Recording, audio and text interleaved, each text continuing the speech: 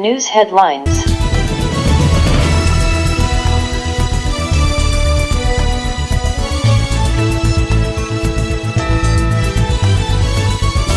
This press conference by the Yoruba Liberation Command, and the title is "This House Has Fallen, Too Late for Restructuring. Yoruba Self-Determination Now, Our Fatherland, Our Blood." This address is delivered on Thursday, July 27th, by the Yoruba Liberation Command, YOLICOM, at the World Press Conference held at International Press Center, IPC, Ogba, Lagos State. Gentlemen and ladies of the fourth estate of the realm, we are glad to welcome you to this conference. On behalf of Yoruba Liberation Command, YOLICOM, we are compelled by the prevailing political circumstances to take a stand on the state of Nigeria as it affects the future of over 50 million Yoruba people spread across the world. You will recall that since 2014, when Nigeria was amalgamated at gunpoint, the country has been thrown into one turmoil or the other. For over a century, Nigeria has failed to meet the international benchmark of socio-political and economic development. The only references to Nigeria's grandeur were the striking achievements of the then three regions of West, East, and the North. Since the collapse of federalism and the three tiers founded to a large extent on the civilization and values of ethnic configuration in the country, Nigeria has remained in the tunnel of misery, pangs, and pains, including the fact that the country was plunged into an unavoidable civil war that took no fewer than 1 million lives. Since the end of the war, millions of Nigerians, as individuals and collectively as a society, have continued to wage and fight wars of survival, characterized by extreme hunger and lack of the essentials of life, like housing, good water, shelter, electricity, health, and drinkable water. It has been most traumatic for the Yoruba nation, which between 1953 and 1966 raised one of the most advanced political economies in Africa and in the entire black world, pairing on the same level with many countries in Europe by the standard of the time. The Yoruba educational, cultural, political institutions were not only some of the best in Africa, the then Western region gave hope to the entire black world with the highest human development index in Africa by the rating of the UNDP. The destruction of regional system of government has turned Nigeria into a unitary state, dotted by a savage culture of corruption, ineptitude, inefficiency, moral degradation, deaths, violent crimes, and now violent religious extremism. The so-called democracy is nothing but the imposition of individual will through an orchestrated mass corruption where the poverty of the voters are exploited for electoral gains by politicians seeking political offices.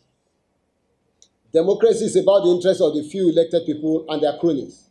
Democracy is now government of the party, for the party leaders and by the party members. Since 1914, the recurrent question has been, should Nigeria remain one or not? Should the bottled-up energies free and liberate themselves from the shackles of misery, the fetters of iron, and the muddy maze of agony, or should they remain in eternal servitude? The question has come up again in the past few months with various groups making demands. You will agree with us that the self-determination groups in the Yoruba nation are the engine of our history today. We have the largest population with which all the members of the main political parties in Yoruba land combined together cannot equal. Our members are not in these movements for personal gains, like we have in the political parties. Our members are in these organizations to make sacrifices and, if necessary, lay down their lives for the Yoruba nation. We wish to announce to this important gathering that we in Yolicom, representing some of the finest leaders of self-determination groups from across the Yoruba nation, have weighed the options extensively. For the past 3 months, we have been consulting with all the Yoruba self-determination groups, meeting poor and malnourished Yoruba people, talking to our people in the villages, towns, and on the hills and mountains in the rural communities of the Yoruba nation. In the light of the foregoing, and in response to the occurrences of Nigeria of the past few months, including but not limited to the releases, utterances, and comments of certain groups representing the Igbo nation in Nigeria, IPOB, meaning the indigenous people of Biafra, Movement for the Actualization of the Sovereign State of Biafra, MASOB, among others, to the effect that they desire to leave Nigeria and cease to be called Nigerians. And certain groups representing the Arewa, people of northern Nigeria, to the effect that the Igbo people should vacate the territory of northern Nigeria before October 1st, 2017. That we support the aspirations of the Igbo nation irrespective of the unfortunate hate speeches, infantile, savage utterances of a certain Nnamdi Kanu, who appears to have singled out the Yoruba nation for ridicule and revulsion. We take solace in the fact that we work with many better exposed, principled, and conscientious Igbo leaders who have a richer sense of history and understand better the complex nature of nation building, and who also realize the importance of alliances, networking in statesmanship, and international friendship and solidarity. We look forward to a viable and mutual relationship with the future Igbo nation based on cordial respect within the framework of international best practices. We observe the panic measures of the government, which has been to attack proponents of self-determination and even exterminate them. We also note the setting up of a committee to handle the issue of restructuring, as led by the governor of Kaduna State, Malam El-Rufai. Our declarations. The Yoruba Liberation Command, Yolicom, the core of the authentic representatives and defenders of the values, rights, and demands of the Yoruba indigenous people, rejects the deceitful and self-serving tactics of the Nigerian political leadership, an extension of the Fulani oligarchy. We now make the following declaration.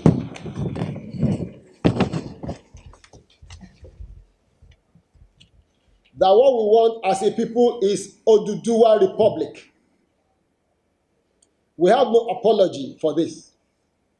That the Yoruba people wish to see an end to the over 100 years of bitter acrimony, ethnic rivalry, savage killings, blackmail of the Yoruba nation by some recalcitrant ethnic groups, heartbreak killings, for which forced millions of our people to stop going to farms, and the excruciating burden of coming from a country with the stigma of terrorism.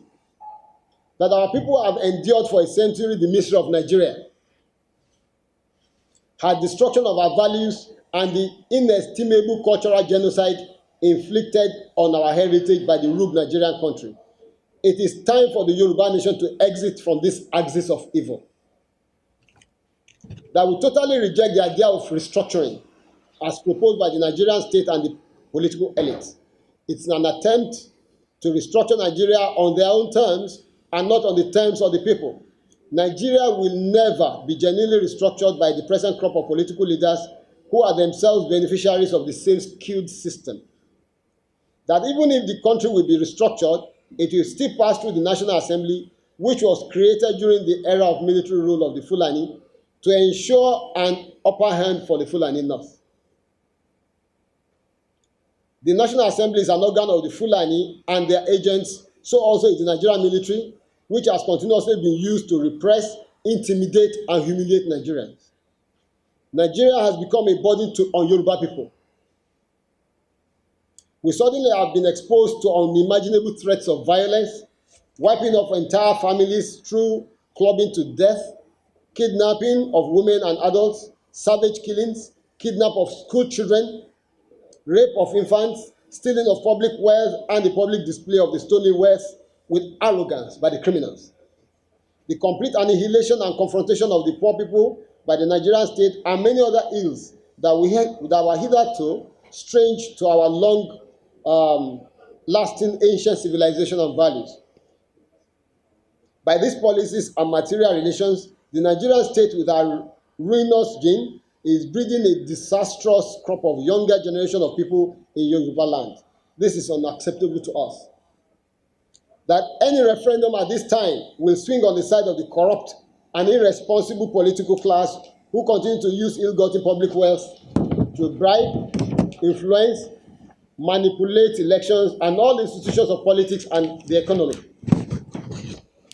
Democracy itself has become an element for all forms of crooks and criminals to seek legitimacy to continue to rape the people and steal their resources in the most brazen, inhuman, primitive, and callous manner.